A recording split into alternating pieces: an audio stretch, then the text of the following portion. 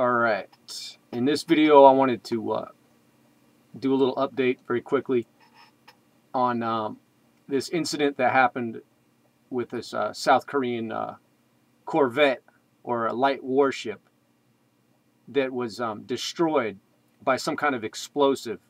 I believe it was 3 days ago now. And initial reports were varied in their possibilities as to what could have caused it.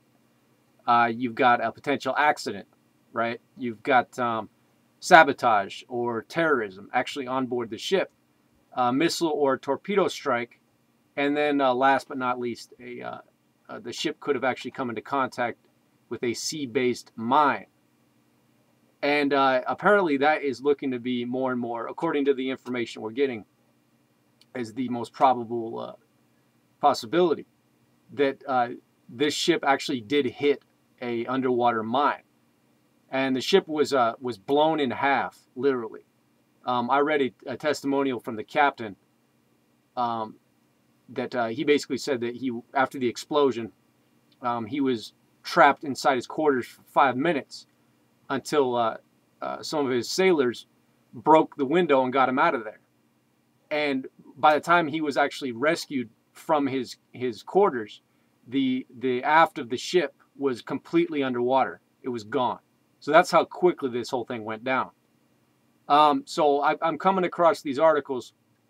The South Korean Navy military is on high alert right now. All right, looking for suspicious activity from the north, and this is it's getting more and more probable that the ship actually hit a sea mine.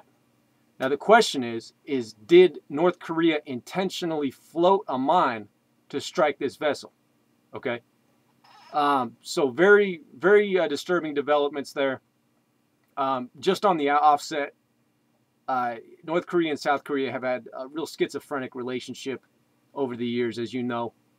And I'm no fan of North Korea at all, but nobody wants to see in any type of military provocation there. North Korea and South Korea are still technically at war because of the 1953 armistice that they signed. It's not a treaty. So technically they're still at war. And there's a contingent of around 26,000 U.S. service members there, including the Marines. So nobody wants to see any type of military action on the Korean Peninsula, because war with North Korea really just means war with China. And though many think that's inevitable, we don't want to see what that looks like.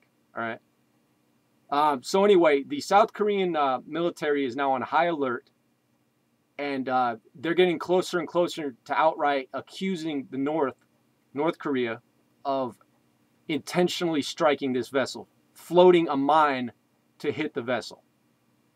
So interesting developments. Just pay attention to the story. There's a lot of stuff going on right now. It's been a crazy past 7 days. A lot of stuff to report, but this is a very important story to keep your eyes on. All right, we don't want to see this shit go down, but just pay attention.